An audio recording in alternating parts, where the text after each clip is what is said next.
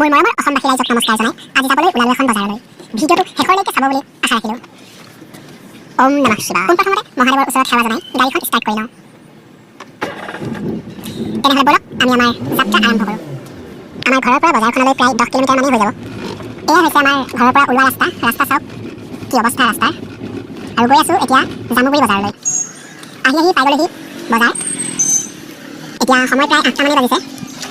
ৰাতিপুৱা খুব সোনকালৰ পৰাই এই বজাৰখন বহে। প্ৰায় 3টা-4টামান বজাৰ পৰাই এই বজাৰখনলৈ বেপাৰী আহে।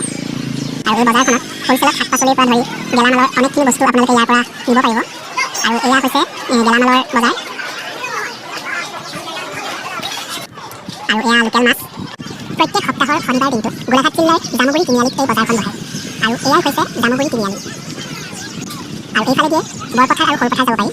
ভিডিঅ'টো আজি ইমানেই আছিল। বৰ বিশেষ দীঘলীয়া নহ'ল ভিডিঅ'টো। ভিডিঅ'টো যদি চাই ভাল পায় তেনেহ'লে মোৰ চেনেলটো ছাবস্ক্ৰাইব কৰি দিব। তেনেহ'লে আজিলৈ